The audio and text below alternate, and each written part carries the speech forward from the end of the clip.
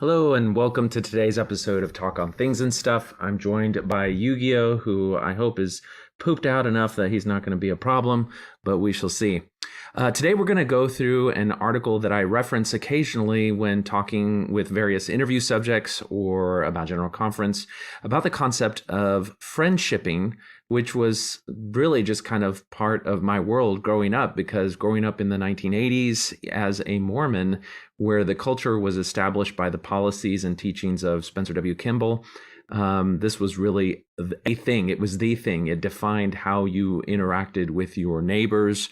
And it just is worth going over what that was like, what they were actually taught. And so there was an article that I had posted a few years ago on Thoughts on Things and Stuff, the blog, about why Mormons are so friendly. We're going to go through that article today.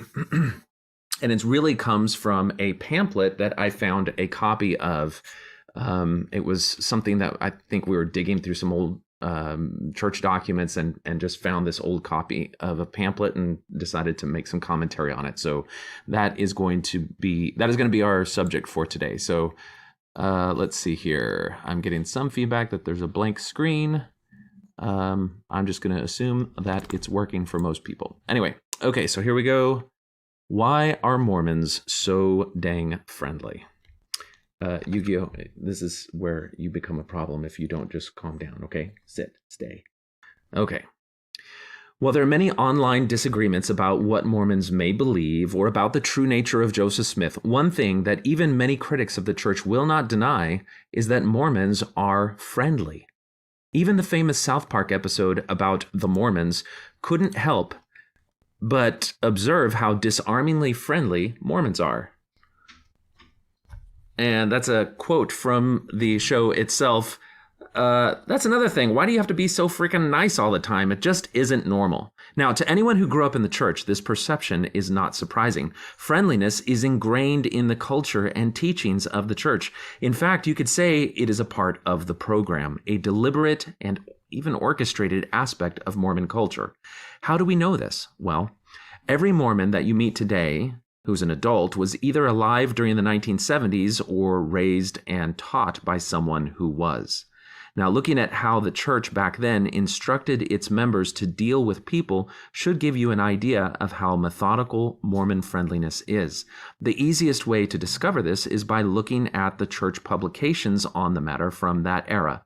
Accordingly, I have located a pamphlet entitled I Need a Friend, a friendshipping guide for members of the church, and I invite you to examine its contents.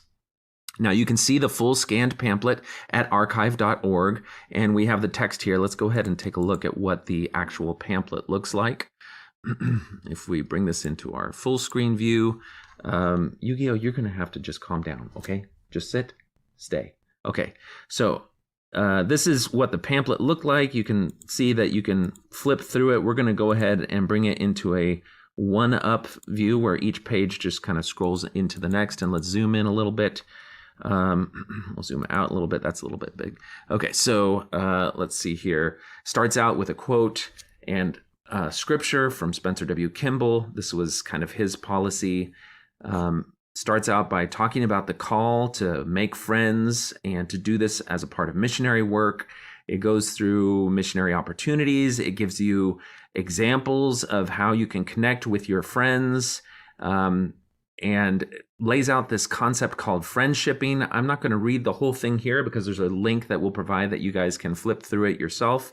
But there's something to be said about exactly what lays out here, because they talk about friendship as not a noun, but as a verb. You can friendship neighbors, friends, relatives, and new move-ins, newlyweds, new parents, those who've recently experienced sorrows or family problems, business associates, those providing service. Basically, anyone that you come in contact with, you can initiate this process of friendshipping.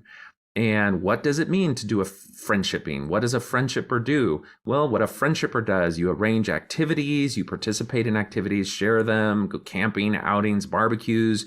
You report your progress on these activities to your priesthood leader because it's part of your missionary activities. You invite these people that you're friendshipping, these non-members, into your home to be taught with missionaries. Hey, come on over for dinner. Oh, these 2 elders from our church happen to be there too. Occasionally, missionaries will briefly visit you to offer assistance. That's because missionaries were taught to participate in this friendshipping process. Your priesthood leader will give you more information about, starting with that, I need a friend, sharing gospel. You're supposed to just continually look for people to friendship. Now, when you have this type of pressure placed on people so that they're supposed to look at every interaction that they have with anyone in their world, be it friend, business partner, or whatever, they're supposed to see them as potential proselytizing targets. Well, that kind of changes the nature of your friendships. It changes the nature of how you interact with the world around you, and it makes it less authentic because there's this ulterior motive. And this pamphlet lays out what constitutes those ulterior motives, how you're supposed to actually interact with people, how you can look at what their interests are and start to use your day-to-day interactions, kind of like how we see multi-level marketing people. A few years ago, I got a call from a friend that I hadn't spoken with in a long time, and I was just taken aback. I was like, wow, this person really remembers me, and he wants to, reconnect and maybe see what's going on. And about 30 minutes into that interaction, the pitch for the multi-level marketing thing happened. And so it immediately made me see that contact as not authentic in terms of friendship, but rather just a way to kind of weasel the conversation down to some financial opportunity that he thought he had for me. So let's take a look more closely. Now, Yu-Gi-Oh, you are thirsty for the cuddles. And this is not cuddle thirsty time. I need you to sit down. Can you do it? Okay, good boy. Now I need you to actually stay. No, no. Back. Yugi. Okay, now sit. Down. Good boy. Stay. Okay, good boy. Now, because you're a good boy, you can have this. Okay, now you stay. All right. So let's keep going with our article.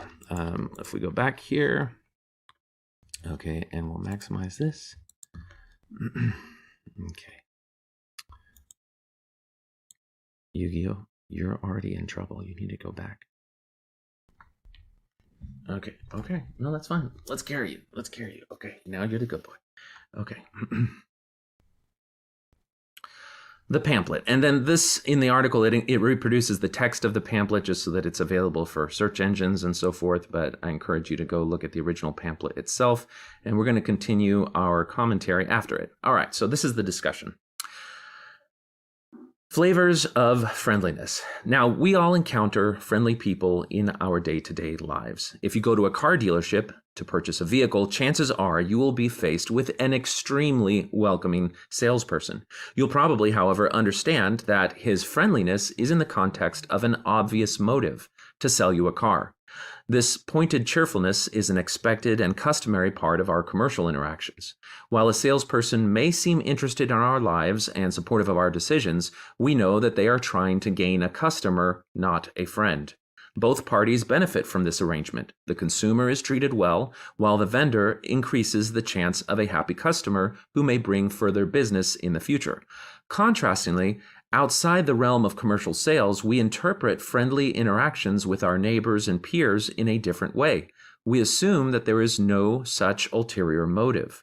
Genuine friendliness can be a good way for sincerely interested people to meet, interact, and form closer social bonds. Indeed, this usually is the method we all use to develop networks of close friends. Friendliness with a hidden agenda. Now, friendliness, when done with an undisclosed ulterior motive, however, can be seen as insincere and deceptive. A few years ago, I received a phone call from an acquaintance who I had not spoken with in some time. He spent some time catching me up on his family and inquiring about mine, and I remember feeling impressed with how touching it was that he wanted to reconnect and continue to bolster our friendship. Unfortunately, after about 30 minutes, his tone changed, and he moved right into the sales pitch for financial services, describing how my earnings should have the benefit of all that his multi-level marketing financial services company could provide. The underlying motives for his initial friendliness were thus revealed, and I felt duped. I thanked him for his kindness in thinking about me and my financial health, but explained that I was uncomfortable about mixing my friendships with my business dealings, and I have not heard from him since. Friendliness as bait. The reason that friendliness is employed by salespeople is because it works. Salesmen are not the only people who know this, however. If you interview people who have escaped from some of the most dangerous coercive groups, commonly known as destructive cults, they will describe how welcoming and helpful these organizations appeared on their first encounter. This outpouring and overabundance of friendliness has been termed love bombing by researchers who examine such groups. Love bombing, friendliness, flattery, praise, and affection used to entice participation and attendance for potential recruits and to retain members who may be showing less enthusiasm or are thinking of leaving. Members must project an image of happiness for the sake of the group. That is a definition from the Glossary of Undue Influence, inspired by the Recovering Agency book by author Luna Lindsay Corbden. Recently, Luna's been doing a series of interviews from Mormon Stories podcast, so I encourage you to check that out to get more of some of this excellent material on the techniques and strategies of these type of groups. Now, love bombing, reward, trust, group identification, and perpetuation. Love bombing has the effect of attracting new members, building trust. It lowers defenses. It makes the group seem morally good, overcomes resistance to strange ideas, the steep learning curve and doubts, establishes that members must seek approval from the group, establishes a reward with positive social feedback, pulls people back into the fold when they stray. I need a friend or a love bomb. Understanding that the strategy of love bombing exists and is used by manipulative groups of people such as the Moonies, the Jehovah's Witnesses, and Scientologists, we may ask ourselves if what is mapped out in the I Need a Friend pamphlet also meets the description of love bombing. Here are some interesting aspects of the method of Mormon friendliness as outlined in the pamphlet. Target acquired.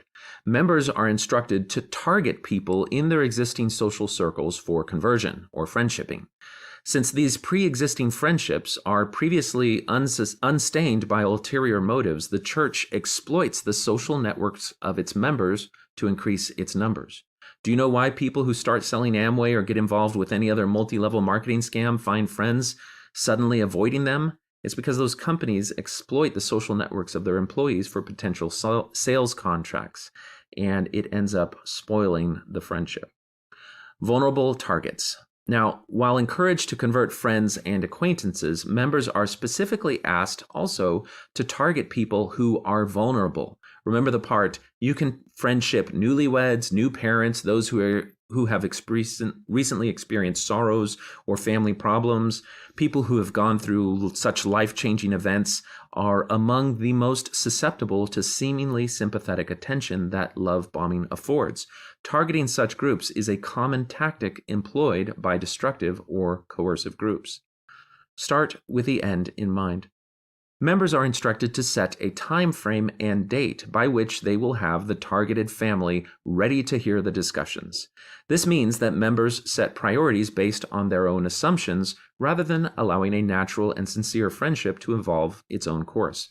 This is not the foundation of an authentic friendship. Rather, it establishes that the entire framework of the friendship is built towards a goal dictated by an external group.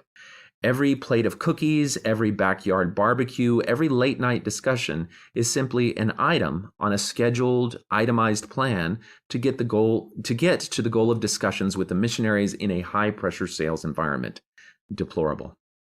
The family that, quote, friendships together.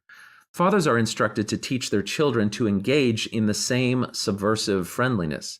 From the pamphlet, each father is to train his family to be a friendshipping family.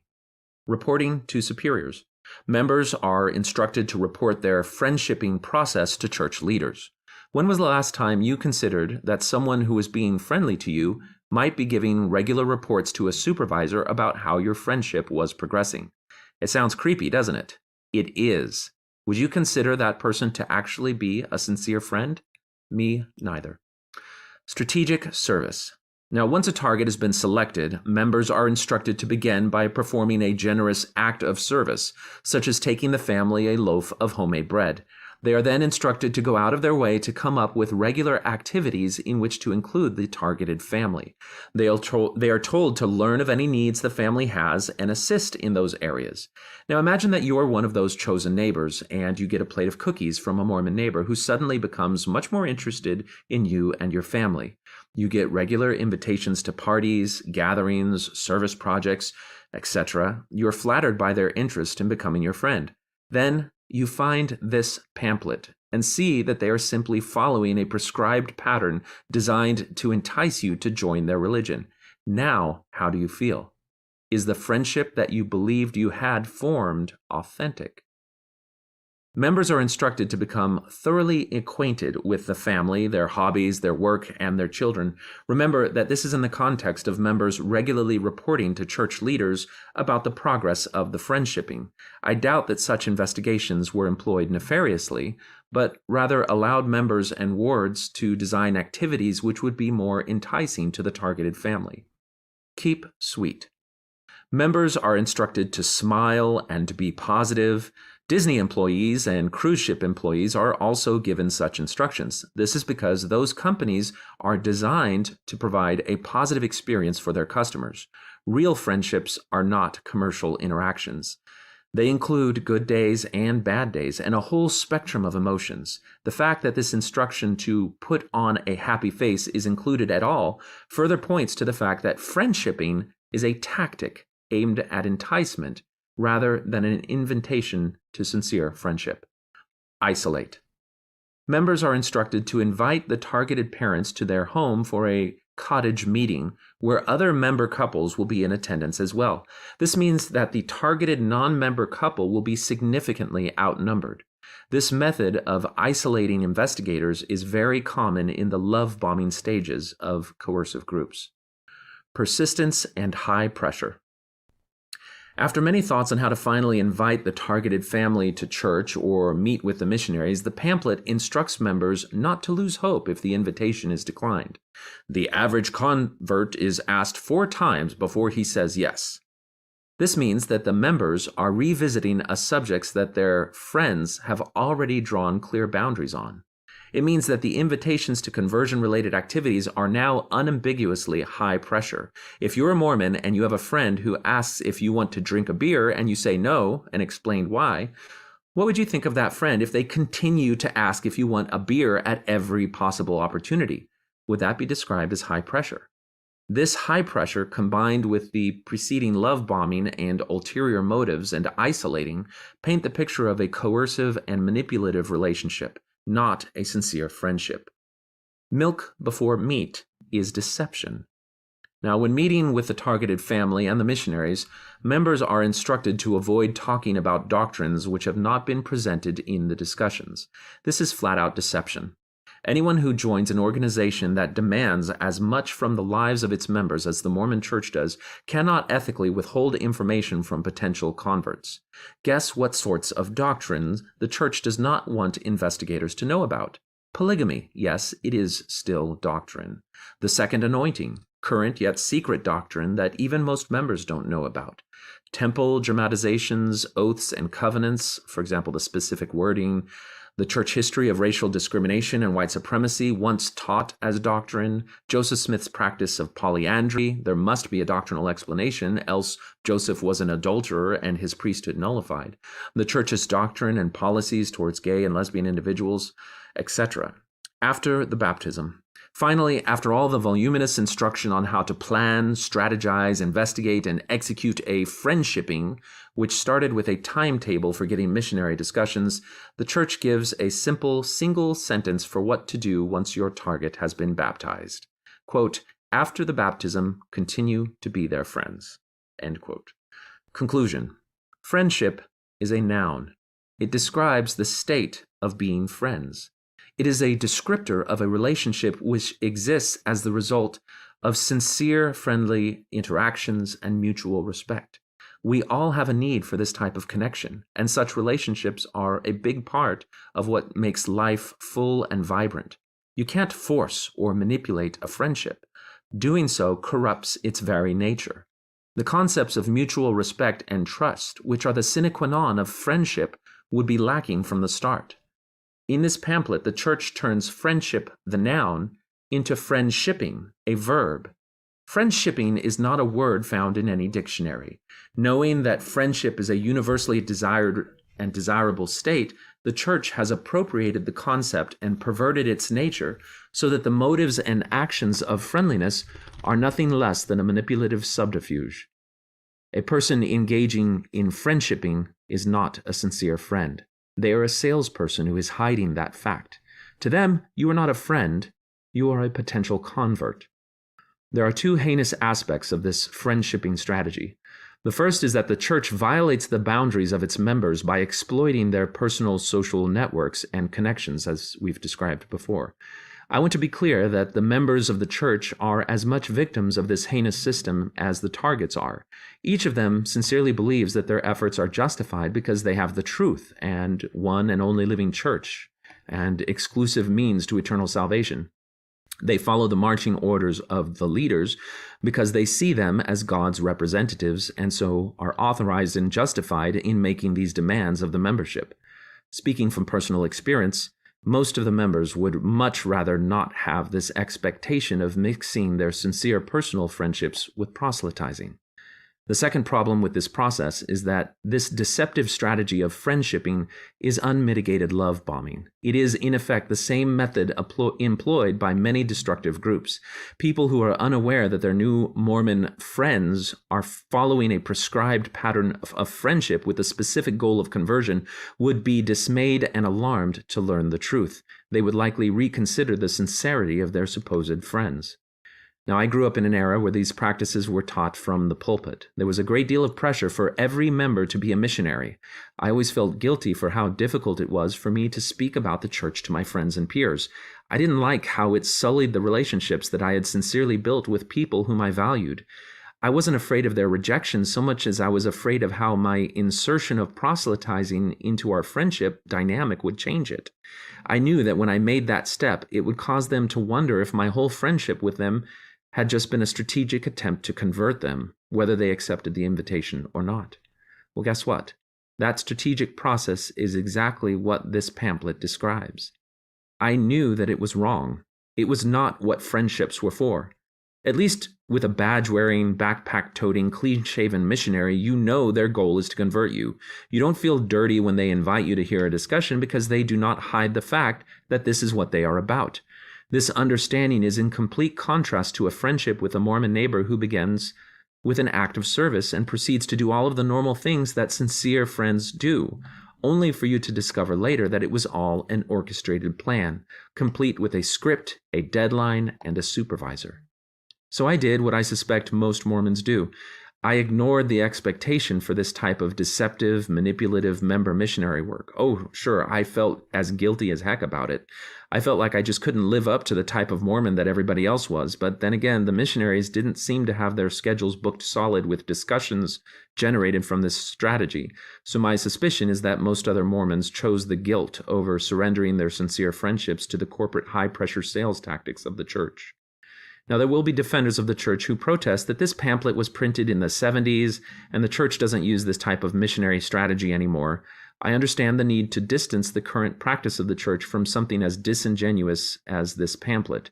The difficulty is that the ideas of this pamphlet saturated the church in the last half of the 20th century. They completely shaped the culture.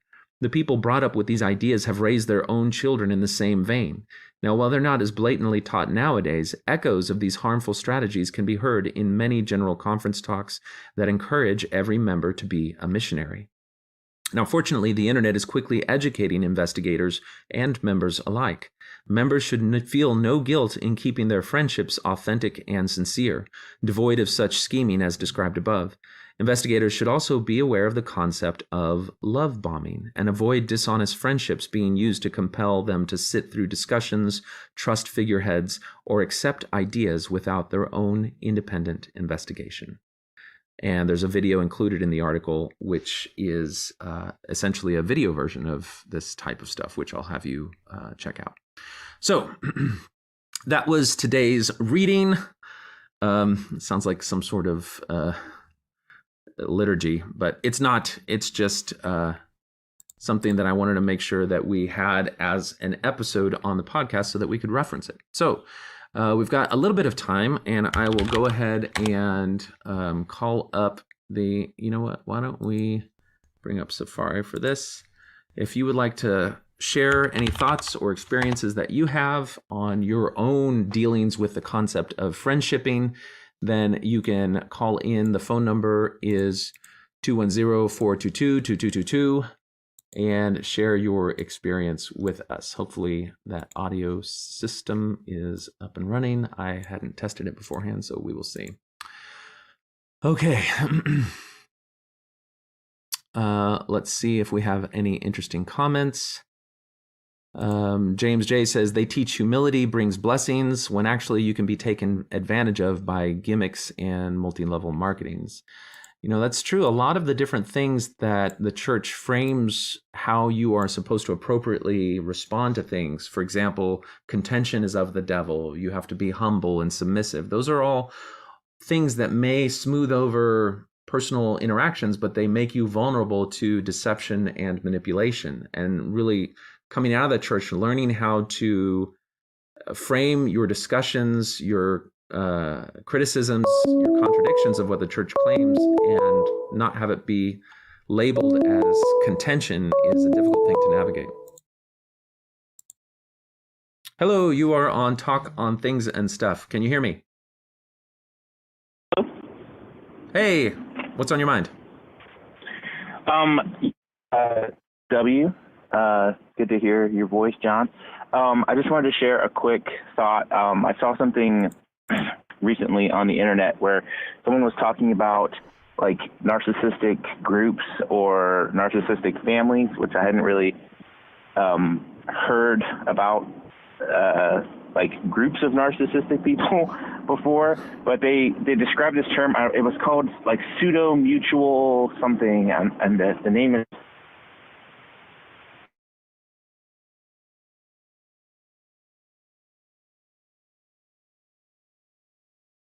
of like closeness that is just totally related on like the mutual interest or the mutual belonging to the group or whatever, and that is like a sort of like a synthetic type of like intimacy, and that it masks what's really going on like behind the scenes. And it just struck me that seems so similar to like a lot of relationships that we have in the church with other people, where it feels like we're super close and bonded together, but what binds us is really just like that we both belong to this organization outside of ourselves, and that there's not really a whole lot of connection beyond that.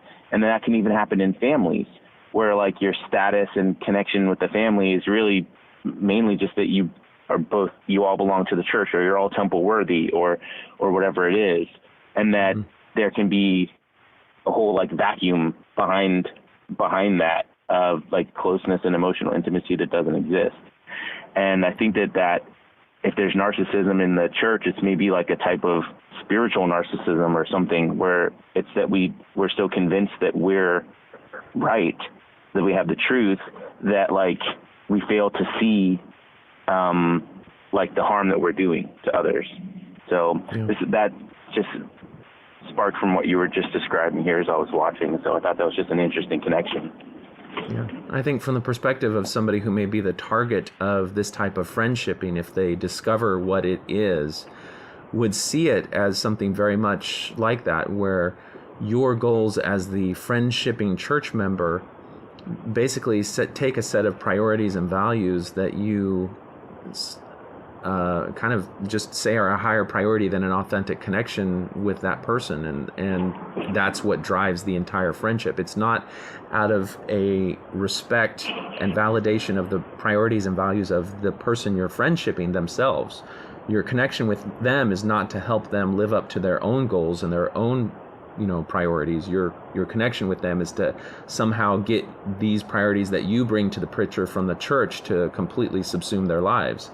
And that is where, the problem here in lies. Because when you talk about feeling like you're a part of something, and then as soon as you change your mind about wanting to be a part of that thing, all of the people who accepted and loved you before suddenly see you as the other. Yeah. That phenomenon right there is it's almost impossible to escape. It's part of the tribalism that I think, because humans have evolved as social creatures, and the sense of community has an evolutionary benefit to it, and that sense of community includes exclusion of the other. That is just kind of an programmed in aspect of how we as humans deal with relationships.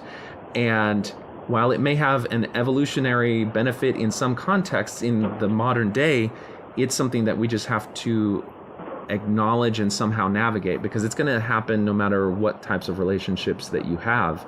And so for me, it's kind of like, even in a family, if you have a family member who decides to break with whatever family tradition that you have, whether it's religious, political, or just some way of thinking or viewing the world, it is a very easy thing to use that difference of this family member as a way to see them as something else, and in a sense to dehumanize them by saying you're no longer part of our in-group of our family.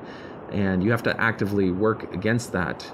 Even in what would otherwise seem to be healthy family relationships, that impulse is going to be there, and so you just have to wrestle with it and make sure you don't fall prey to it. If you're in a group that already assumes that your way is the only way and the best way, then that changes the nature of somebody who chooses a different way for themselves. But if you are in a relationship in a family where you have a way that you think is good, but you acknowledge that there may be other ways that people with their own values, their own interests can pursue and still be legitimate and authentic and worthy of respect, then it makes it easier to still see people who think differently as part of your in-group. But these are tough things to wrestle with as humans, I think. Yeah, definitely. And I think that you could say that there's work to be done on both sides there of the relationship, and it's easier for me to speak from the side that I feel I'm in currently, and say, well, look how how much damage is being done by this this way of thinking, the us versus them, and this kind of tribal mentality. But also at the same time, I think it's helpful to remember that I can say to the people who are pointing the finger, saying, you've left the tribe, that there may be a more charitable way to interpret their actions, and which would be, well, from their standpoint, they truly do believe that this thing that they're trying to get everyone to go along with is what is best for everyone else. And so in their minds, they are acting charitably when they do this. Yeah. Now, I disagree that it's the best, that it's what's right for me or really for anyone else. But if I can at least see and understand where they're coming from, then maybe there's a chance to opening the door to like repairing those relationships, instead of just having to take a flamethrower to everything.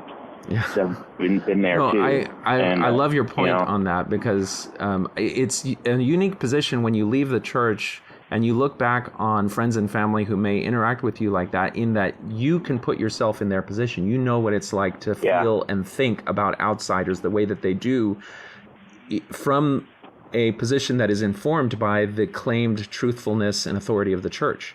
And so when you see them acting that way, I think because of the harm that a lot of us experience as we leave the church, sometimes, especially when you're in that angry phase, it can feel like, these people are acting out of their own innate sense of hatred towards you, and so you just want to cut them out of your lives. You don't need that toxicity in your life, and you hold them completely accountable for all of that stuff and draw a huge barrier.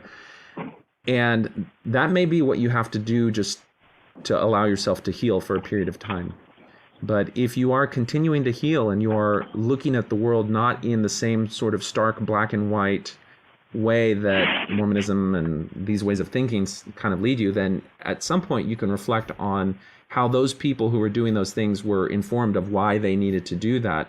And I think Mm-hmm. allowing some thread of a connection to continue to exist so that you can revisit it when it's the right time for you in the future, however long that takes, is potentially healthy, particularly if there are relationships that you may continue to benefit from.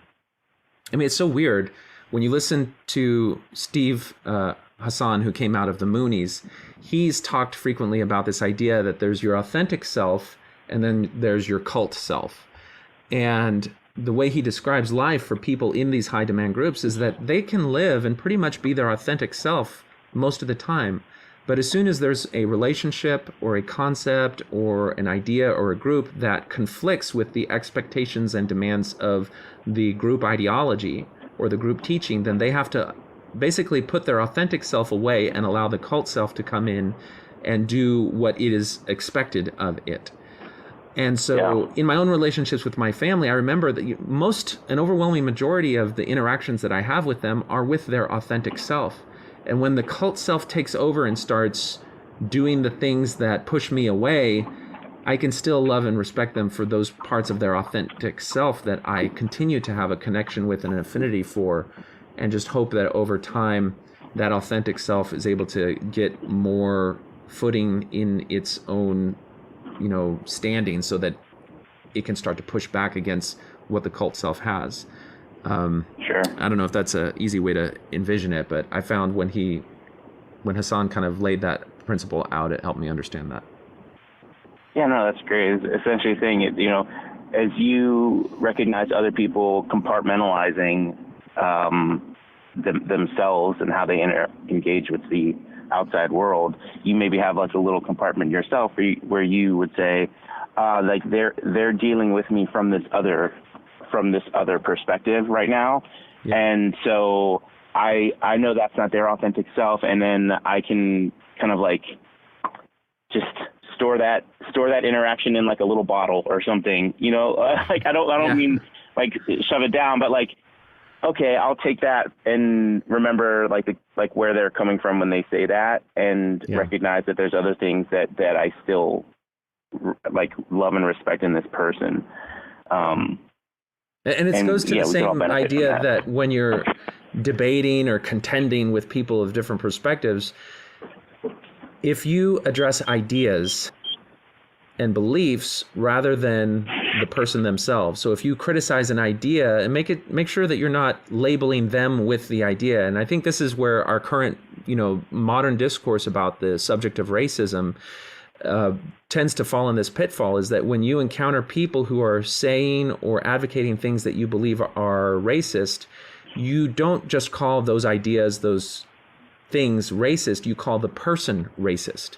And so then it becomes a debate and a discussion for the person fighting for their own dignity as an individual, and it tends to put up more defenses and escalate the intensity and the acrimony of the discussion, rather than outlining perhaps why you think a particular idea is racist.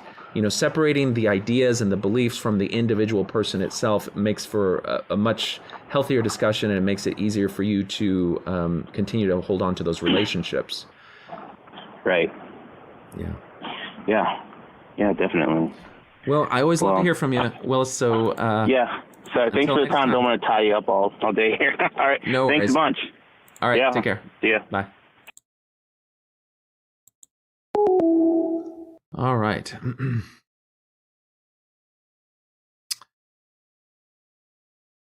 Let's see here.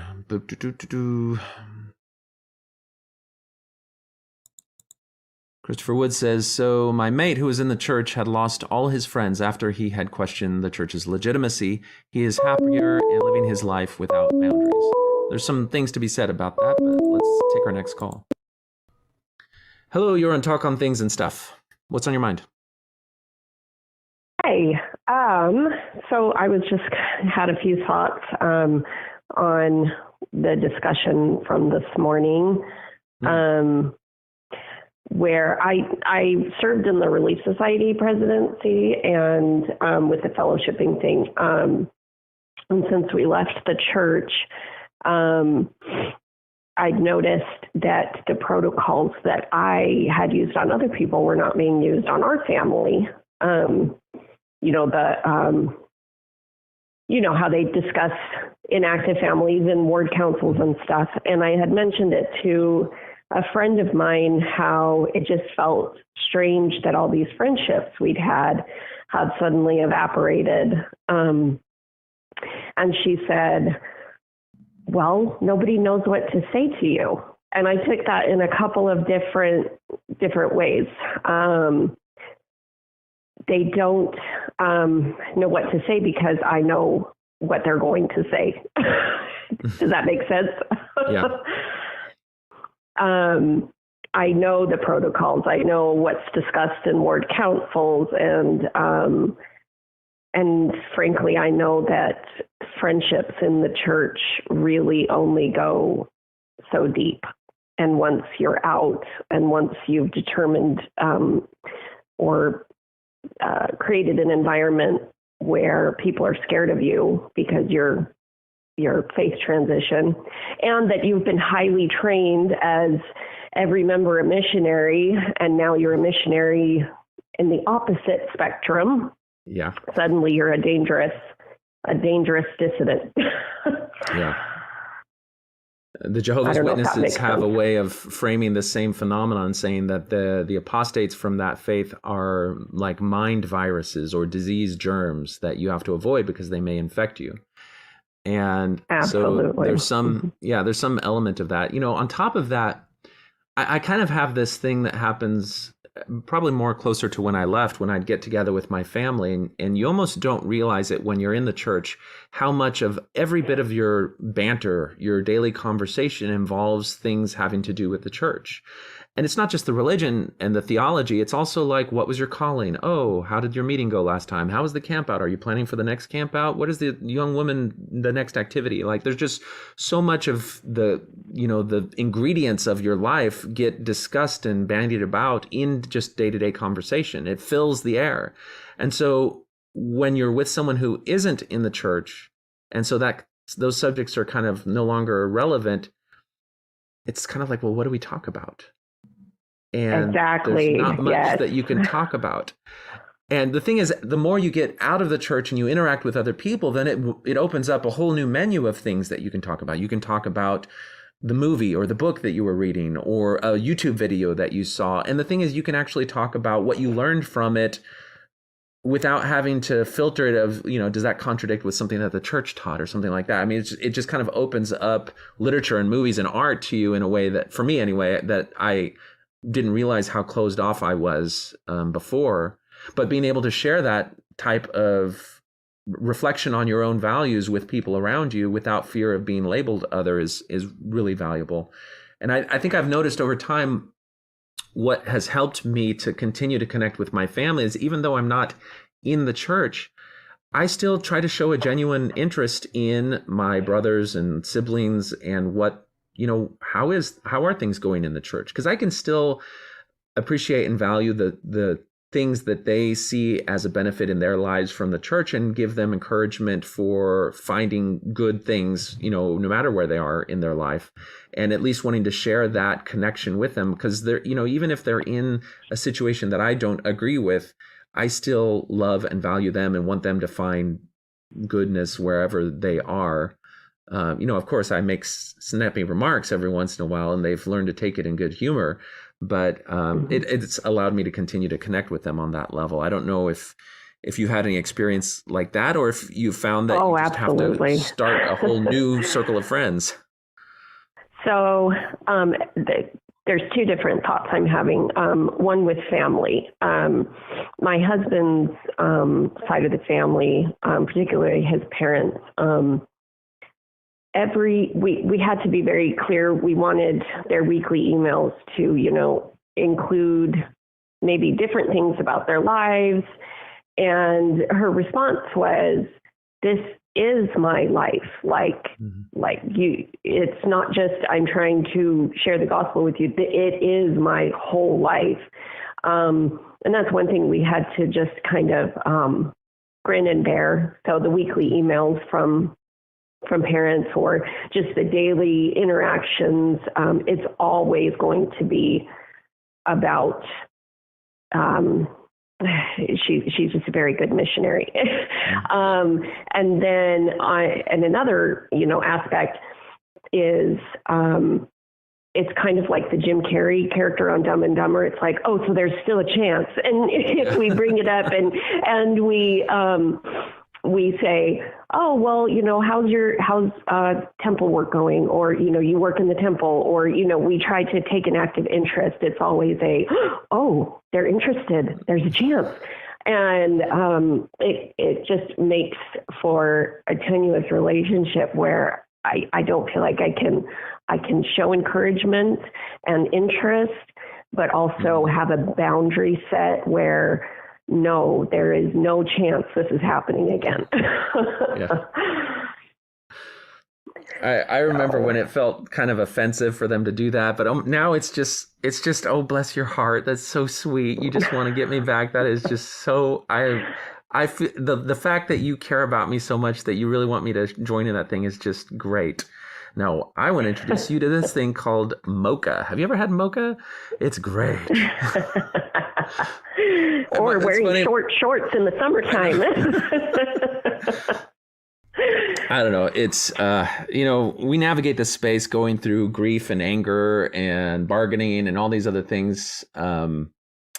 And it can definitely have a secondary effect on our relationships. And I just try not to get stuck in a place that closes off some of those really important connections that you have in terms of family and friends, the things that you want to continue even, apart from the church. And fortunately, this pamphlet is written from an era where church membership was much more insular ideologically, and particularly in Utah, if you were there, where you just didn't think or expose yourself to ideas outside of it. And that just doesn't exist anymore, and except for perhaps small pockets in Mormonism. So I think it's a lot easier to exist with differences of thought on the subject of religion with people in Mormonism nowadays.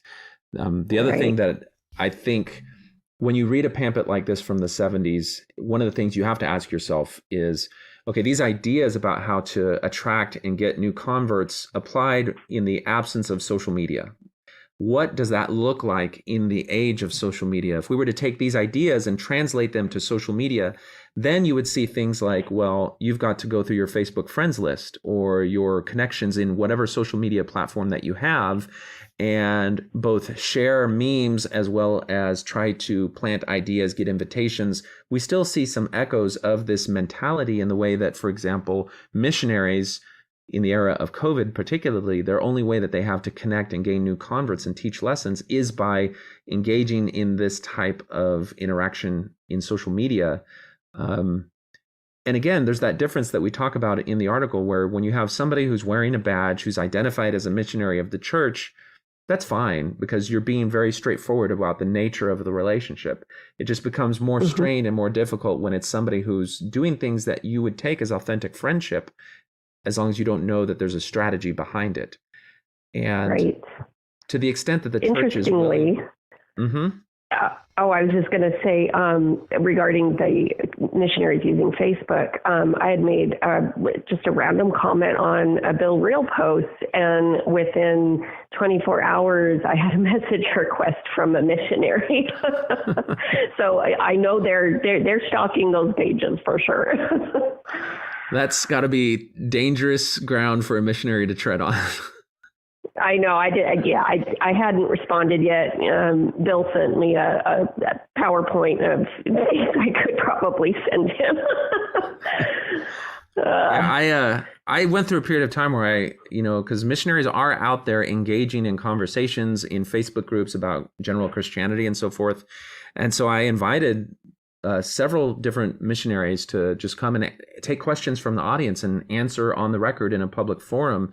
And a couple of them said, okay, that sounds great, I'll do that. And then we'd set up a time and I'd sign in, and they would be like, oh, I'm stuck in a meeting. And then later they just say, I can't do it.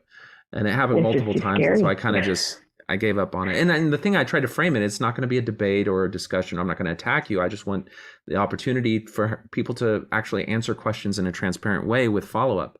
And it's hard for even an adult apologist to do. You don't find fair Mormon apologists who've been doing this for decades engaging in that type of exchange. So to expect a 20-year-old, a 19, 18-year-old young man or woman to do it is, is understandable. And be intellectually honest.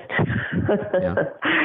Well, I mean, to their credit, a lot of the missionaries are able to just say, I don't know. That's something. And even if you can just get to that point where there's an honest, I don't know, then I think there's some progress there, because those are areas for you planted a mustard seed. Yeah. As Jesus would say. So there was one other point. I don't mean to take up all your time, but there was one other point I wanted to make that's just really important to me, and that is females in the church. I, for one, had been set up throughout my life as a sister in Zion, so to speak. Did not get educated. I had my first baby, married, and then my first baby at 21. And for my entire adult life, the church has been my one social outlet. And I served very faithfully in all callings: Relief Society presidency, primary. I planned girls' camp. And that's where I made all my friends. And upon my faith transition and taking my children, and now my husband is out of the church, my social life is rock bottom. I have no girlfriends. I don't even know what to do service-wise in the community. I am literally just treading water within my own little world. And it's been several years. I officially left back in 2018, right after girls' camp. But I am kind of walking through life blind now as a non-educated, almost 40-year-old woman. And that is really where the church has failed me, in that my life, my service, morning and night was in service of the church and its people. And now I have nothing and no social life. And I don't know, it's a sad state of affairs. Well, it is a real struggle, and it's so ironic that the church will tell you that your life is going to be full of despair and hopelessness when you leave, and it's kind of a self-fulfilling prophecy, because they captured and took dominance over any avenue you had for that and made you completely reliant on the church to find that type of fulfillment. And so when you leave it, it's kind of like you've never had to go out and look for those things and find them on your own terms, because it was always provided for you. So everybody's going to make their way forward different in that. For me, I have a love for community theater. So I stumbled upon a local Lutheran church who their youth ministry was like, they hired some ex-Broadway professionals and started doing community theater. And they don't preach. It's just, let's get together and develop our talents. And so despite my aversion to organized religion, I found the people there to be very authentic and sincere. And that's been a big part of my lifeline, just in terms of fulfilling some of that need for social connectivity. There are other things that some people have found successful, where you just start to really lean into some of the interests and hobbies that you have and explore meetup.com or Facebook groups for your local area that you can go and get together and bond with people over mutual interests or movies or books or foodies, like this whole foodie movement where you just go and enjoy company with other people and meet other people around the love of good food. There's just a bunch of different ways that we've never had to stress ourselves and kind of branch out of our comfort zone in the past. Again, I'll always refer to people to Mormon Spectrum's website, where you can look for your local area for other people who've been through faith transitions regarding Mormonism, because getting together with those people and sharing your experience can be a good just first step. Find out what other things people have found to fill those needs for community and for service, because I think those are still very human needs that we all have. and wish you the best of luck in finding those connections. I do have to sign Thank you. off because I got to move on to the next part of my day, but I appreciate your call and your sentiments. Absolutely. Thank you so much. All right. Bye-bye. Take care. Bye now. Bye. Okay. Well, until next time, this has been Talk on Things and Stuff, and we'll catch you later.